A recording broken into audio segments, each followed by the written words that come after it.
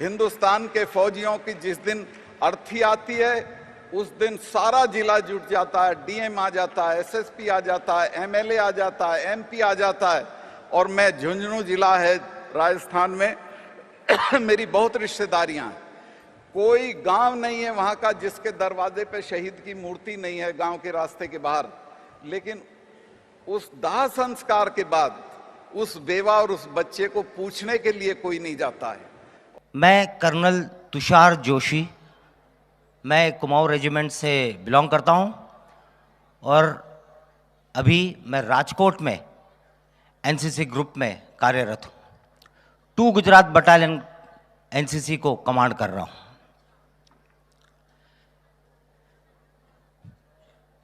ये मेरा एक अनुभव जो कि गुजरात प्रदेश से काफ़ी संबंध रखता है, ये है गांधीनगर के अक्षरधाम मंदिर का।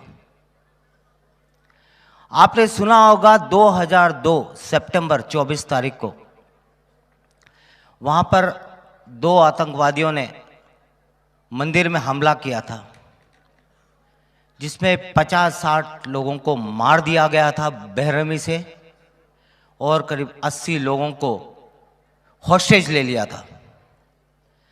उस वक्त मैं मेजर तुषार जोशी हुआ करता था और मैं एनएसजी ब्लैक कैट कमांडोज में तैनात था। स्क्वाड्रन कमांडर था वहां पर 2 स्क्वाड्रन का, जो कि एक ब्लैक कैट कमांडो का एक स्क्वाड्रन होता है। उस दौरान तब मैं मानेसर हरियाणा में वहां पे पोस्टेड था। जब ये कांड हुआ उस वक्त हम लोग मानेसर में थे।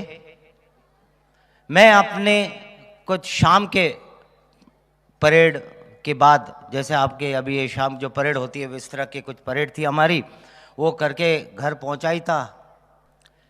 आते ही खबर मिली मेरे रेडियो सेट पे, मेरे फ़ोन पे, तब तो मोबाइल नहीं होता था, कि इस तरह से कुछ अटैक हुआ है और आपने निकलना है। मैं अलर्ट स्क्वाड्रन कमांडर था। मैं जिस हालात में था उसी हालात में घर से निकला और सीधा पालम एयरपोर्ट दिल्ली के लिए रवाना हुआ। साथ में मेरी टुकड़ी जो थी वो भी अपने हमारी गाड़ियों में बैठ के एयरपोर्ट पे पहुंच गई। वहां पर हमारे लिए फौजी जो प्लेन होता है IL-76 वो तैयार था। हम उसमें बैठ के हम सीधा अहमदाबाद पहुंचे। अहमदाबाद पहुंचते ही वहां पर हमारे पास हमारे लिए पुलिस की गाड़ियां आ गई थी लेने के लिए, और हम तुरंत वहां से गांधीनगर अक्षरधाम पहुंचे। और हवाई जहाज के दौरान मैंने अपने कमांडोज को ब्रीफ किया।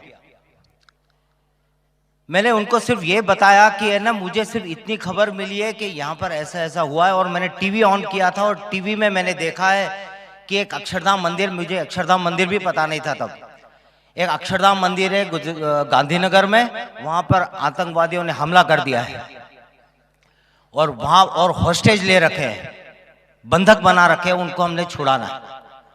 ये तकरीबन शाम को 5 बजे की बात है, 24 सितंबर 2002 को। हम वहां से पहुंचे गांधीनगर, पहुंचते पहुंचते 10, साढ़े 10, 11 बज गए थे। वहां पहुंचने के बाद वहां पर जो ऑपरेशनल रिस्पॉन्सिबिलिटी होती है वो मुझे हैंडओवर कर दी गई। तब के आईजी थे मिस्टर चक्रवर्ती, उन्होंने मुझे ब्रीफ किया लास्ट में कहां पर उन्होंने आतंकवादियों को देखा। मैं आपको कुछ फोटोज दिखाऊंगा मेरे बताने के बाद, मेरी पूरी इसके बाद आपको बताऊंगा तो आपको अपने आप ज्ञात हो जाएगा।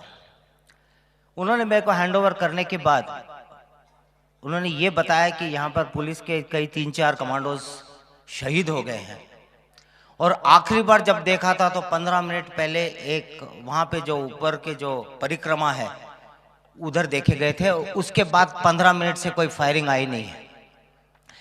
मेरे लिए एक बहुत ही चैलेंज वाली बात थी कि अब मैं इतने बड़े मंदिर में ढूंढूं कहां, मुझे कोई आइडिया नहीं था मंदिर के बारे में, मुझे सिर्फ जो ब्लोअप और जो मॉडल था उस पर बताया गया था, बाकी मुझे कोई ज्ञात नहीं। मंदिर इतना बड़ा, खूब सारे रूम्स, अब किस रूम में है ये दो आतंकवादी, किस में घुसे हैं कुछ पता नहीं। हम लोग अंदर घुसे, मैंने अपने पूरे टीम को छोटे छोटे स्क्वाड्स, हम लोग हिट्स बोलते थे, वो हिट्स में बांटा था, पहले से बटा होता है, उनको मैंने डिप्लॉय किया। मेरे जो स्नाइपर्स थे, स्नाइपर मतलब जो दूर से जो शिश लेके मारता है, निशाना, शार्प शूटर जिसको हम अमूमन बोलते हैं, उनको मैंने डिप्लॉय किया। उनका काम दो था, एक कहीं दिखता है मिलिटेंट आतंकवादी टेररिस्ट को जो बोलो, जो दिखता है तो उसको क्लियर कट, अगर दिखता है तो उसको स्नाइप करना, उसको वहीं के वहीं मार देना। पर ध्यान में रखे कि कोई उसके साथ कोलैटरल डैमेज ना हो। कोलैटरल डैमेज मतलब उसके साथ और कोई नुकसान ना हो। और दूसरा टास्क था उसका सर्विलेंस, नजर रखना। इनको मैंने मुनासिब जगह पे मैंने डिप्लॉय किया और मेरे हिट्स बाएं से और कुछ हिट्स दाहिने से ये सर्च करना शुरू किया। अब रूम में सर्च कैसे करें, हर रूम में तक घुसना मुश्किल था, मुश्किल नहीं मतलब पता नहीं था किस कमरे में है, तो हमें हर रूम में स्पेकुलेटिव फायर करना पड़ा, मतलब ऐसा फायर करके अंदर चेक करना पड़ा कि अगर हम फायर करेंगे तो मिलिटेंट पक्का उल्टा फायर करेगा हम पर, और इससे पता लग जाएगा कि उनकी लोकेशन आइडेंटिफाई हो जाएगी। तो इस तरह से हमने एक एक रूम चेक करना शुरू किया। आप अगर अक्षरधाम मंदिर में गए होंगे तो आपने देखा होगा दाहिनी तरफ एक हॉल है, ऑडिटोरियम जिसमें पिक्चर दिखाते हैं, और उसके बाजू में एक टॉयलेट है। आप अगली बार कब जाओगे तब ध्यान रखना मेरी बात, जब अंदर घुसते हैं दाहिनी तरफ के फ्लैंक में एक ऑडिटोरियम है जहां पर पिक्चर दिखाई जाती है स्वामी नारायण जी के ऊपर, उसके बाजू में एक टॉयलेट है। जब सर्च कर रहे थे तो सर्च करते करते जब वो टॉयलेट के अंदर मेरी एक फर्स्ट और सेकंड मैन की एंट्री हुई, फायर करते करते अंदर से रिटर्न रिटेलिटरी फायर आया। फायर आते ही समझ गए कि अभी इसमें है। अंदर जब उन्होंने अंदर फ्लैश बैंग डाला, फ्लैश बैंग यानी एक ग्रेनेड होता है जिससे अंदर डालते ही वो खूब लाइट करता है, जिससे आंखें धुंधली अंधकार छा जाता है, और उसी का फायदा लेकर हमारे कमांडोज मारते हैं। जब ये किया तभी मेरे रेडियो सेट पे मैसेज आया कि ये मिलिटेंट जो टॉयलेट में छुपा था वो बाहर के दरवाजे से मंदिर की बाहर की तरफ निकल गया है, क्योंकि जो बाथरूम था एक तो अंदर की तरफ से दरवाजा था, एक बाहर के दरवाजे से था, एक बाहर की तरफ दरवाजा था जो सफाई वगैरह के लिए इस्तेमाल किया जाता था, वहां से वो बाहर निकल गया था। पर बाहर मेरा कॉर्डन था, जिन्होंने कॉर्डन मतलब जो घेरा लगाता है, वो जो कॉर्डन था उन्होंने उसको पिन डाउन कर दिया था, और वहां पर बैटल लड़ाई चल रही थी उसके साथ। वो पेड़ों के उसके बाहर अब देखोगे तो वहां पर एक नर्सरी थी, वो नर्सरी के पेड़ों में आड़ में छुपा हुआ था, और वहां पर सिर्फ मंदिर के जो बाहर की लाइटें थी, ये मैं टाइम बता दूं रात के 1-2 बज रहे थे। जब मैं अपनी जो मेरी जो टीम थी, छोटी हिट थी, मेरे साथ भी 4 कमांडोज थे, हम उसको लेके मैं बाहर गया क्योंकि मेरा उस पोजीशन में रहना जरूरी था।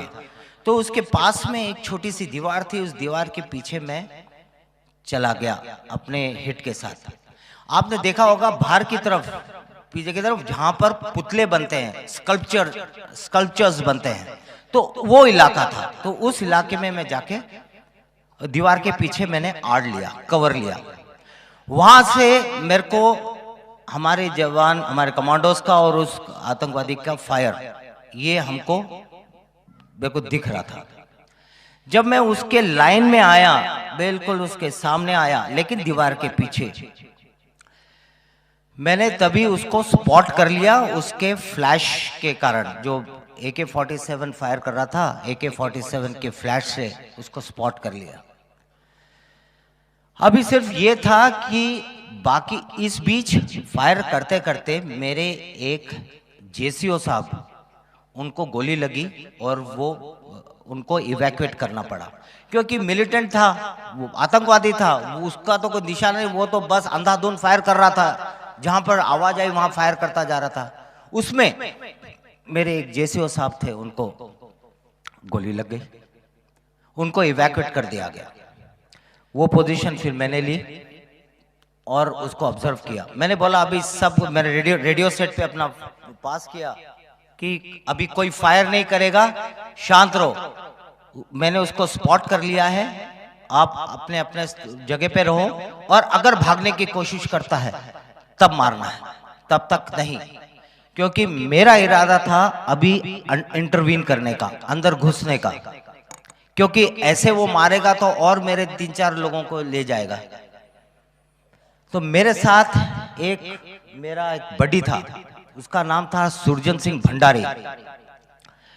आपने कहीं सुना होगा वो अक्षरधाम, आप तो बच्चे तब तो पैदा भी नहीं हुए होंगे, जो स्वामी जी होंगे और बाकी के जो बुजुर्ग होंगे उनको पता होगा।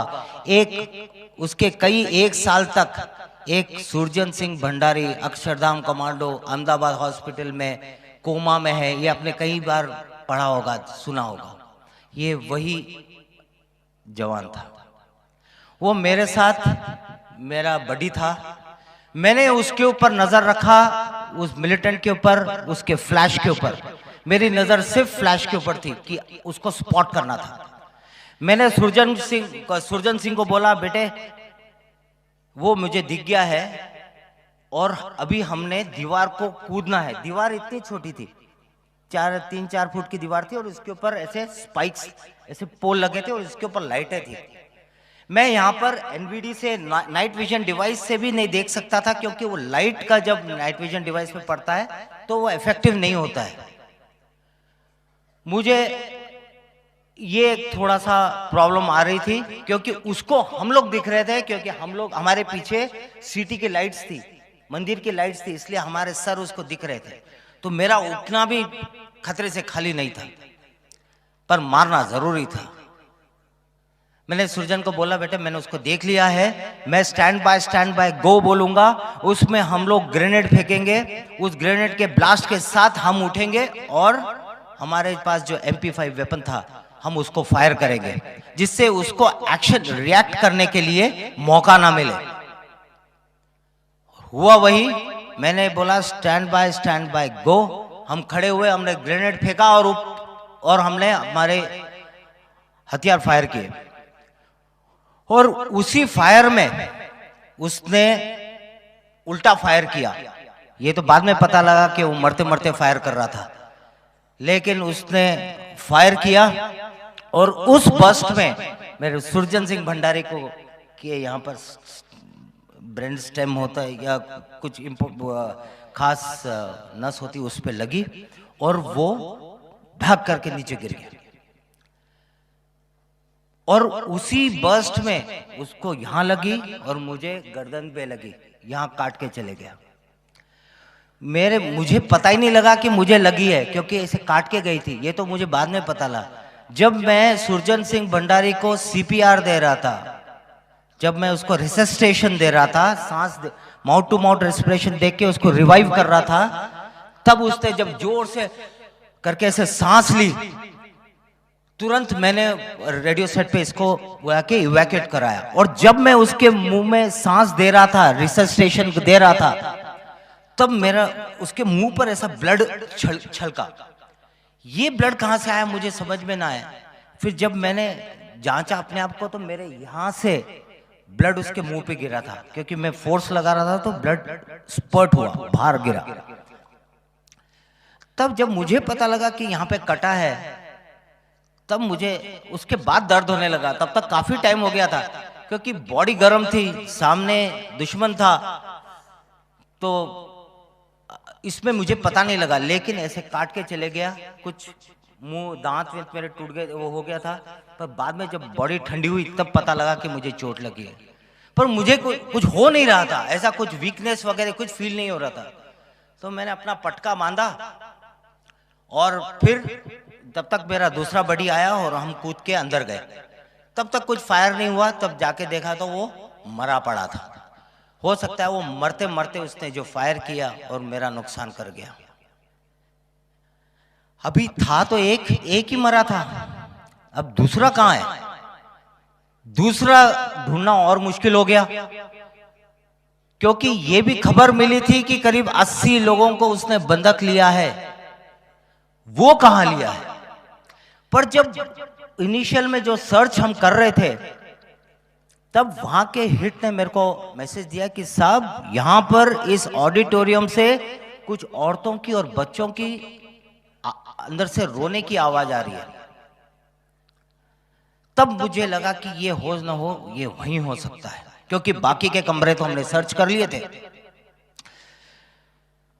मेरी टीम उस कमरे को कॉर्डन कर लिया, एक बाहर का कॉर्डन लगा था, क्लोज इन हो गए, पास में पहुंचे। मेरे स्नाइपर्स जो मैंने शुरू में बताया, जो सर्वेलेंस कर रहे थे, उनको मैंने थोड़ा सा रीएडजस्ट किया और उनको बोला कि उस दरवाजे पे नजर रखो, कोई खबर कुछ होता है तो, क्योंकि मैं देख नहीं पा रहा था, क्योंकि मैं आड़ में था। तो वहां से ऊपर जहां स्नाइपर लगाया था, वहां से वो सर्वेलेंस कर रहे थे। इतने देर में मैंने सबको बता दिया कि अभी इसके साथ उस टेररिस्ट को बाहर कैसे निकालें, ये एक जरूरी था। ये जरूरी था कि अगर नॉर्मल अमूमन हमारे जो ड्रिल होती है, हमारा जो तरीका होता है कि दरवाजा में ब्लास्ट किया और अंदर गए और मारा, ये हम यहां पर नहीं कर सकते थे, क्योंकि अंदर सिविलियन बंधक थे। हमारे इस कार्रवाई के कारण हम कोई नुकसान न पहुंचाए, ये एक टेंशन था। ये एक खास मतलब बहुत ही जरूरी था कि हम सिर्फ टेररिस्ट को ही मारे, कोई कोलैटरल डैमेज ना हो। तो ये दिमाग में रखते हुए मुझे थोड़ा सा खेल खेलना पड़ा। उसको हम बोलते हैं साइकोलॉजिकल ऑप्स, साइऑप्स, उसके मन से खेलना। मैंने सारे जितने फायरिंग अभी तक चल रही थी सब मैंने बंद करवा दी। मैंने कह दिया अभी कोई फायर नहीं होगा, शांत, बिल्कुल। मैंने रेडियो सेट पे पास कर दिया, सब शांत रहो, और ऐसा होना चाहिए कि कोई आवाज ही नहीं आए, कुछ भी ना आए। और इतनी देर में मैं और मेरा जो दूसरा बडी आ गया था सुरजन सिंह के बदले में, हम लोग ऊपर गए। वहां से एक सीढ़ी थी, एक जो रिपेयर मेंटेनेंस के लिए जो ऐसी क्रेन होती है, ऐसी सीढ़ी जो ऐसे ऐसे लंबी होती है, तो उस पे चढ़ के हम लोग छत पे गए। छत पे जाने के बाद वहां पर हमने अपनी इक्विपमेंट बांधा। एक एप्सिलिंग करके एक इक्विपमेंट होता है जो ऊंचे बिल्डिंग से नीचे उतरते हैं और जो कंट्रोल करके उतरते हैं, कंट्रोल डिसेंडर, जिसमें हम दबाते हैं तो हमारे बॉडी वेट से हम नीचे आते हैं, और हैंड फ्री, और छोड़ दो तो लटक जाते हैं। तो ये हैंड्स फ्री होता है, इसको कहते हैं एप्सिलिंग। एप्सिलिंग का इक्विपमेंट बांधा और हम दोनों नीचे उतरे। आप थोड़ा सा ध्यान अपने अक्षरधाम मंदिर की तरफ ले जाए, और जहां पर वो ऑडिटोरियम था उसके ऊपर की जो छत है वो ऊपर के कॉरिडोर बनता है। तो उस छत तक, ये हॉल नंबर 5 है, if I am not wrong, hall number 5 है। आप जब भी जाओगे अगली बार ध्यान रखना। तो उस हॉल के उस दरवाजे के सामने ऊपर वाले छत के ऊपर हम दोनों खड़े हो गए, ऐसे टिक गए। अभी बात यही हुआ, हम वहां लटकते रहे। मेरा प्लान था कि अगर वो दरवाजा, क्योंकि था वो एक ही दरवाजा, बाहर आना था तो उसी से ही, और उस दरवाजे को मेरे स्नाइपर ने कवर कर रखा था और मेरे हिट्स ने भी कवर कर रखा था। पर स्नाइपर को मैंने हुक्म दिया था कि अगर वो अकेला क्लियर दिखता है तो मारना है। हम करीब 10, 15, 20 मिनट हम लोग लटके रहे। ऐसा हार्नेस बनता है पूरा, बनने के बाद ऐसे हम लटके रहे पकड़कर। थोड़ी देर के बाद 15-20 मिनट बाद मेरे सर्वेलेंस का मैसेज आया कि साहब वो दरवाजे से बाहर आए हैं, 2 लोग हैं, एक के हाथ में हथियार है, उसने लाल टी शर्ट पहना हुआ है, आपके बाएं हैं। आप उतरोगे तो आपके बाएं होगा, दाहिनी तरफ एक लेडी है, वो एक लेडी को बाहर लेके आया था, एक महिला को बाहर लेके आया था। ये चेक करने के लिए इतना बाहर शांत कैसा हो गया, आवाज बंद कैसे हो गई, क्योंकि वो भी इंक्विजिटिव था कि क्या हो गया बाहर, कोई शांत। अभी तक तो इतने धूम धड़ाका हो रहा था, गोलीबारी हो रही थी, अभी एकदम शांत कैसा हो गया? तो वो देखने के लिए वो दरवाजा खोल के वो बाहर आया। और वो कॉरिडोर की चौड़ाई कितनी होगी? इतनी, एक 4 मीटर 5 मीटर बस। मैं उसके मेरा प्लान था उसके सामने उतरकर उसको मारने का। लेकिन जैसे ही मेरे साथ जो था उसका नाम था दुर्गा, मैंने उसको बोला, दुर्गा तेरे को डर तो नहीं लग रहा है? तो बोला, साहब आप हो मेरे साथ, मुझे डर किस बात का?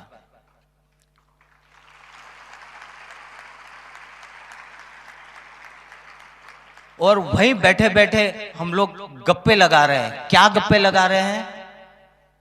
मैं उस वक्त ये हालात थी जो अभी हमारे जो डॉक्टर विक्रम एक्स डीजीपी जो बता के गए कि लड़ाई के पहले गोली तैयार रहती है, अगर तुम्हारी नाम पे गोली बनी नहीं है तो कोई तुम्हें मार नहीं सकता। यही बात थी। मैंने दुर्गा को बोला, बेटे अभी हम उतर रहे हैं, डरना मत। अरे नहीं साहब, आप हो मेरे साथ, मुझे डर नहीं। लेकिन एक बात बताऊं, डर तो मुझे भी लग रहा था क्योंकि मैं इंसान हूं। लेकिन हमारी ट्रेनिंग ने यह बताया कि डर के आगे भी जीत है। डरते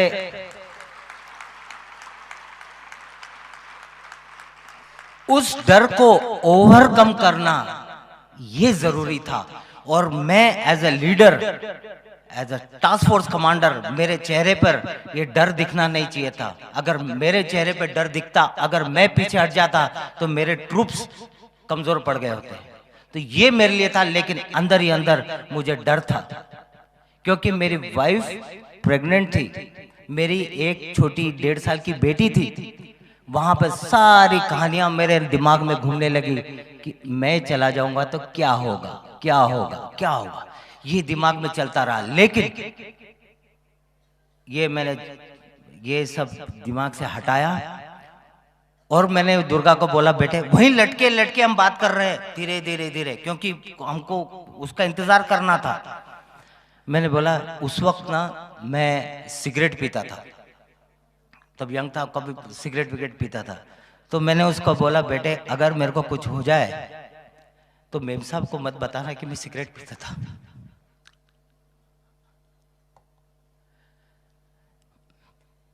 उसको भी इस तरह से लगा कि साहब ऐसे क्यों बात कर रहे हो, कुछ नहीं होगा। अभी भी मैं वो बात सोचता हूं तो मेरे रोंगटे खड़े हो जाते हैं। इतने में स्नाइपर का मैसेज आया, साहब वो बाहर आ गया फिर से, और सेम वही पोजीशन है, लेकिन अभी एक आदमी को बाहर लेके आया है। मैंने बोला, दुर्गा बेटे चलो। मैंने स्टैंड बाय गो बोला हम, और उसको सिंगल शॉट पे रखा, वेपन को सिंगल शॉट पे रखा। बर्स्ट, एक सिंगल शॉट मोड होता है, एक बर्स्ट मोड होता है। बर्स्ट पे करेंगे तो कई गोलियां जाती है, उसमें कोलैटरल साथ वाला मरने का खतरा, इसलिए मैं सिंगल शॉट मारा। अब दिमाग में ये था कि अगर मैं पहले मारूंगा तो मैं जीऊंगा, अगर उसने पहले मारेगा तो वो जिएगा।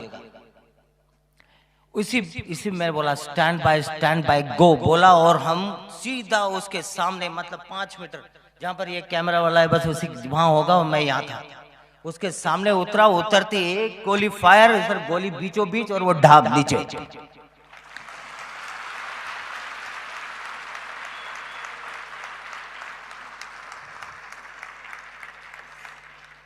और उस वक्त जब मैंने उसको मारा मुझे पता नहीं लगा, मतलब, और जो मेरे पैर तब भी लटपट कर रहे थे, अभी भी कर रहे हैं, क्योंकि वो जो सीन अभी मैं देख रहा हूं याद आता है तो मेरे को एकदम वो। और जैसे ही वो गिरा, मेरे बाकी के ट्रूप्स आए और उसकी बॉडी पकड़ के खींचे। वो तहीं के ऑन द स्पॉट मारा, मैं आपको फोटो दिखाऊंगा उसका। ऑन द स्पॉट उसको बाहर साइड में खींचा और वो लेडी को लेके आए। फिर अंदर दरवाजा खोल के अंदर गए तो अंदर 70-80 लोग, महिलाएं, बच्चे, छोटे बच्चे, और कितने करीब 5-6-8 घंटे से अंदर बंदे थे। छोटे छोटे बेबीज, दूध पीने वाले बच्चे, माताएं, मतलब वहां पे गंदगी हो चुकी थी, बूढ़े, मतलब इतना गंदा कर रखा। तो बेचारे करे तो क्या, वो हालात भी ऐसे थे। उन सबको हमने बाहर निकाला, बाहर तुरंत। ये सब तब हुआ जब मेरे ये मैंने अपना कपड़ा बांध रखा था और लकीली मेरे को इतना कुछ हो नहीं रहा था। ये ऊपर वाले की मेहरबानी कि मेरे को उतनी ताकत थी आखिर तक। ये सब गया, फिर उनको हमने बाहर निकाला। फिर उसके बाद सर्च ऑपरेशन शुरू हुआ। जब सर्च ऑपरेशन शुरू हुआ तो उसके बाद हमको चार मैगजीन्स मिले जिसमें एम्यूनिशन फुल था, कुछ ग्रेनेड मिले, उनके खाने पीने का सामान, काजू, चॉकलेट्स, ये सब पड़े थे उनके बैग में। और जब ये दोनों बॉडीज को हमने दोनों मिलिटेंट को रगड़ते हुए खींचते हुए बाहर लेके आए, बाहर सारी पब्लिक खड़ी थी क्योंकि और अभी प्रॉब्लम ये था कि अभी बाहर लेके जाऊंगा तो पब्लिक तो और मार देगी, उनको मरे को भी और मारेगी, इसलिए हम वो नहीं चाहते थे। इसलिए वहीं हम रगड़ते हुए उसको लेके आए, उसके पैर में रस्सी बांध के खींच के निकाला। ये हम कुछ भी हो उसका अपमान नहीं, शव का हम ऐसा नहीं करना चाहते थे, पर ये हमारे सिखलाई में है कि जब ऐसा टेररिस्ट वगैरह होता है उसके पैर में बांध के खींचो, क्योंकि उसके शरीर पे भी ग्रेनेड होने के चांसेस होते हैं जिसकी पिन निकली होती है और वो मरते मरते भी लोगों को मार सकता है। तो ये हमने तरीका अपनाया था उसकी बॉडी को निकालने का। उसके बाद हमने उसको ऊपर इतना सब सामान मिला, उनके पास चॉकलेट्स, काजू, किशमिश, बादाम ये सब थे। उनकी इच्छा थी कि वो और हॉस्टेज लेते रहे, हॉस्टेज लेके रहे, और 2-3 दिन का प्रोग्राम था उनका, ऐसा लग रहा था। ये होने के बाद उस वक्त मैं एक जगह जाके बैठा और फिर वो आया, दुर्गा आया, साहब क्या हो गया? बोला कुछ नहीं, मेरे को थोड़ी चक्कर आ रही है। तब देखा मेरे इधर इस दाहिनी साइड में इधर ऐसा बल्ज आ गया, ऐसा फूल गया है। फिर जब ऐसा दबाया तो ऐसा कुछ ऐसा लग रहा था कुछ ब्लीडिंग हुई है। तो बाहर कई डॉक्टर आ गए थे, कई मेडिकल, यही खासियत है गुजरात की, ऐसा कुछ हुआ तो सारे के सारे मदद के लिए पहुंच गए। जितने डॉक्टर थे सबने अपने स्टॉल लगा दिए थे, सारे स्टॉल लगा दिए। मेरे को तुरंत वहां से बाहर लेके गए, एक सर्जन थे, उन्होंने जस्ट देखा, उन्होंने फिर वो क्या ने बोला इंटरनल ब्लीडिंग है, और फिर करके मेरे को अहमदाबाद हॉस्पिटल में इवैक्यूएट किया। वहां जाके जो ब्लड फ्लश आउट कर सकते थे जो भी किया उन्होंने, मेरे को डॉक्टर भूने पर जो कुछ मेरे ऊपर एडमिनिस्टर किया और वो उसके बाद कुछ नहीं, मैं वहाँ पे मीडिया वाले पहुँच गए तो, पर मैं उस हालात में था नहीं बोलने के, पर वहाँ से मुझे प्लेन में मेरे को इवैक्यूएट कर दिया गया दिल्ली के हमारे रिसर्च एंड रेफरल हॉस्पिटल में। तो इस तरह से ये हमारा ऑपरेशन हुआ। अभी ये पूरी जो कहानी मैंने जो बताई आपको, ये कहानी तो क्या मतलब मेरे साथ हुआ है। उसके बाद जब हमने उनके सामान को टटोला, ये तो खैर मुझे बाद में पता लगा, पर जब हमने सामान देखा उसमें कई ऐसी चीजें, एक लेटर मिला उर्दू में लिखा हुआ, वो हमने पढ़वाया, तो उसमें पता लगा कि ये उन्होंने गोधरा का रिवेंज लेने के लिए किया था, क्योंकि गोधरा का करीब मार्च अप्रैल में कुछ हुआ था और ये सितंबर में हुआ था उसी साल 2002 में।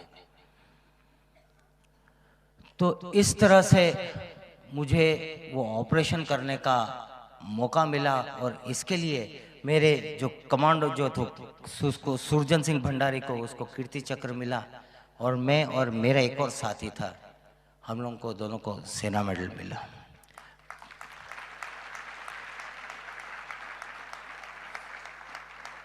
मेरे को एक चीज कहना है कि हमारे हिंदुस्तान की फौज के जो अफसर, जवान, जेसीओस जो है, ये बहादुर है।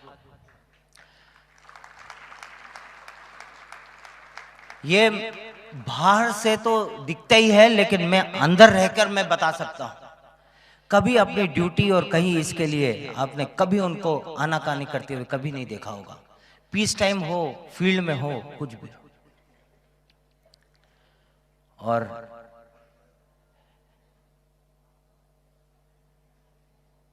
कि जो हमारे हिंदुस्तान के जो जवान हैं, ये मुझे मौका मिला था ये ऑपरेशन करने का, और मैं उसमें जिंदा तुम्हारे सामने मेरी एक कहानी बताने के लिए मैं जीवित हूँ, लेकिन कई लोग नहीं होते।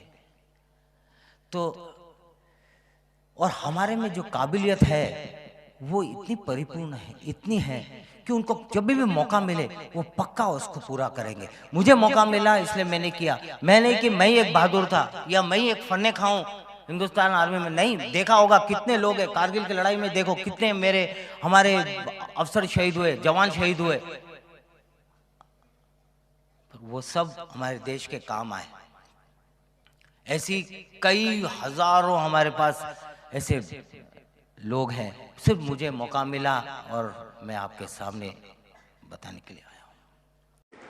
हिंदुस्तान के फौजियों की जिस दिन अर्थी आती है उस दिन सारा जिला जुट जाता है, डीएम आ जाता है, एसएसपी आ जाता है, एमएलए आ जाता है, एमपी आ जाता है।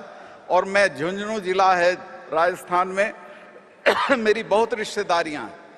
कोई गांव नहीं है वहां का जिसके दरवाजे पे शहीद की मूर्ति नहीं है, गांव के रास्ते के बाहर। लेकिन उस दाह संस्कार के बाद उस बेवा और उस बच्चे को पूछने के लिए कोई नहीं जाता है।